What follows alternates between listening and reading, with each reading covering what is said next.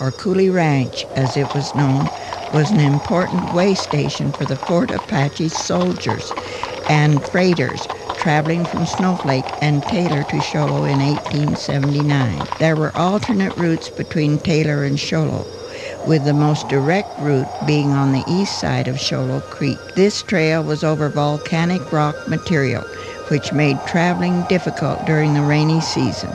The black soil stuck to the wagon wheels to such an extent that the wheels locked against the wagon beds. Because of this, an alternate route along the west side of Show Low Creek was established. This new route entailed a longer journey for travelers, but the sandy gravel soil made it possible to use in any weather. The best farming land in the Show Low Valley had been claimed by the Corydon E. Coulee Ranch. The first Mormons into the Show Low area chose to establish a settlement that was on the longer road to Fort Apache, about 3 miles northwest of Coulee Ranch. Thomas and Jefferson Adair and his wife Mary were the first to make their home here in 1879. As the Adairs were joined by other Mormon families, a settlement was established which became known as Adair. At one time, as many as 12 families called the small village home.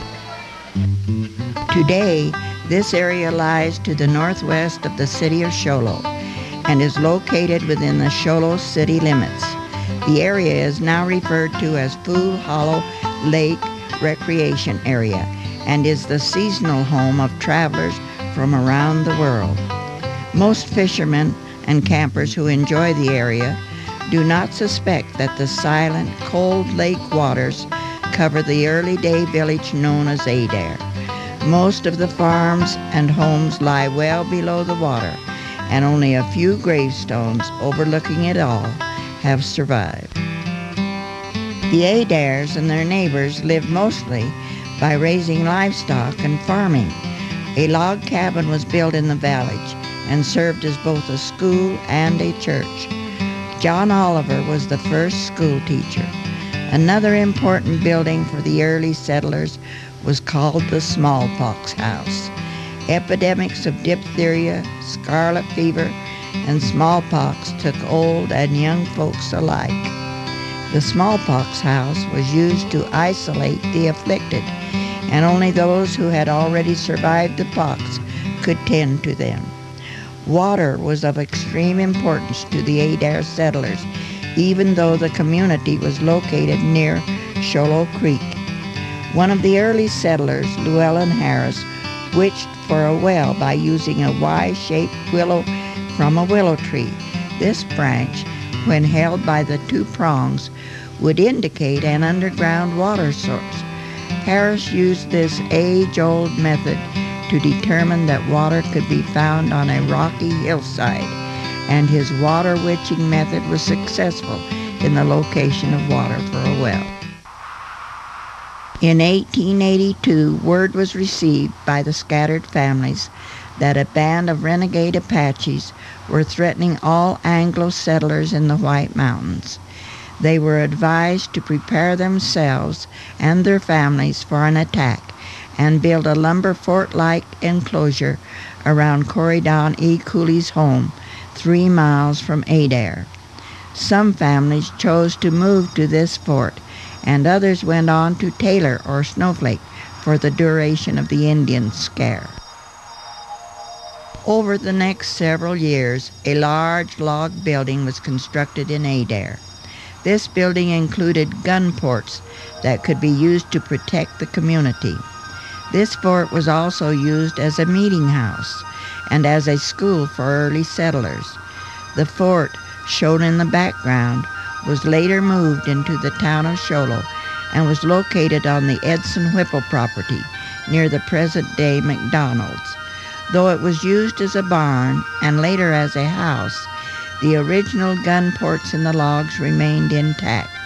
The building was destroyed in the 1970s. The Indian troubles experienced by the settlers in Adair were a thing of the past after 1882, but the memories lingered. Maud Jarvis remembered that when we first moved to Adair as children, we were really frightened at the sight of a single file string of Apache Indians on their ponies walking along the field fence. Her brother Jesse, age 8, and George, age 5, got their pet pony out of the stable and led him to the granary steps at the back of the house and locked him in the granary.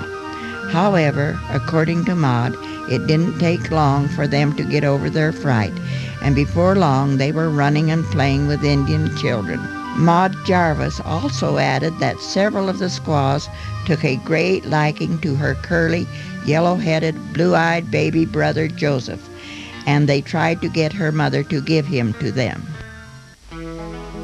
Willard Whipple came to Adair in 1882 as a young single man.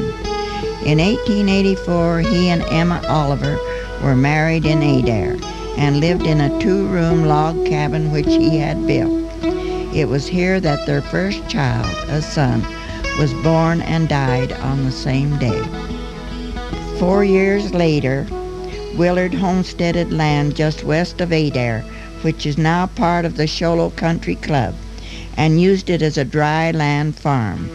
For many years, Willard hauled most of the water used by the family. He often loaded 4 to 6 barrels into his horse-drawn wagon and drove them 2 miles to a pond formed by the Show Low Creek. He would drive the entire wagon into the pond and fill each barrel with water, 1 bucket at a time. 8 children were born to Willard and Emma in this home. Their daughter Lydia remembered that the log home with mud cheeking was pretty humble, with only the necessary furniture of beds, chairs, tables, and cupboards. The floors were of soft pine, with no coverings except in the front room where there was a homemade woven carpet. The ceiling throughout the cabin was covered with unbleached muslin fabric, which always sagged, but served to keep most of the dirt and insects out. Henry Mills and his wife, Anne Allen, both natives of England, joined the Adair settlement in 1883. Mills was the only man in Adair to subscribe to a newspaper. It came by mail once a week, and folks throughout the community came to his house to hear the news. In 1889, Jesse J. Brady was appointed as the first postmaster in Adair.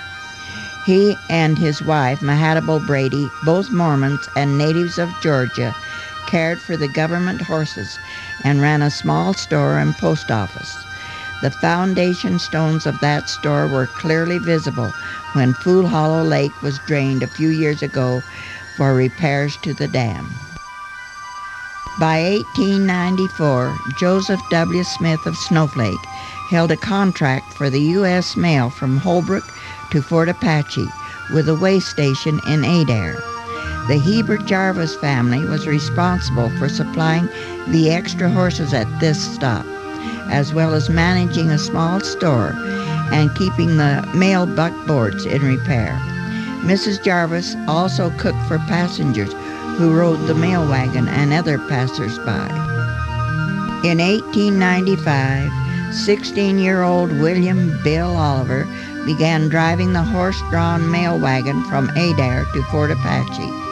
He was on the road 10 to 12 hours each day and received $2.50 per trip. The Adair post office was discontinued in July of 1906. In 1903, 6 Mormon men pooled their resources to take advantage of the possibility of buying Show Low Valley, 3 miles southeast of Adair, which is the present site of downtown Show Low. The price was $13,500, and the total was divided into 4 1/2 shares. William J. Flake, James C. Owens, John Henry Willis, Abner and Frank Ellsworth, and Niels Hansen Sr. purchased Show Low Valley. When this purchase was completed, the men offered to split the land and sell to outlying settlers. Most of the Adair settlers took advantage of this, as the scattered dryland farms they had been struggling on for the past 25 years had not proved to be very productive. There are several versions of how the name Fool's Hollow, or Fool's Holler as the old-timers called it, became attached to the present-day recreation area. One version was that people began calling it Fool's Hollow since only a fool would attempt to farm there. Another more colorful version of the name origin tells the story of a group of young people who were out for a horse and buggy ride. According to this version, the young man who owned the horse became angry and rode home alone on his horse, leaving the others sitting in the buggy like fools.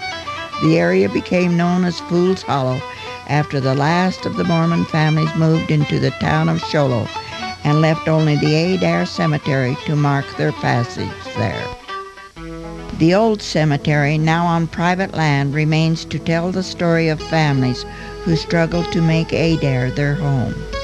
Reading the stones, we can see the names of settlers who traveled across seas and plains to this final resting place. Each family, from the earliest of pioneers, made sorrowful journeys to a cemetery hill, and their names are all there: Whipple, Ellsworth, Oliver, Hall, Merrill, and McNeil, among others. Epidemics of diphtheria, scarlet fever, smallpox, and various accidents took old and young alike. Etta Jane Colvin, 9 years old, died of diphtheria in 1883. She was the first to be buried in the Adair Cemetery. Edson and Rowena Whipple brought 7 of their children to Adair. The small, neatly lettered headstones tell a bitter story, beginning with the death of 2-year-old Lavina Whipple in 1888.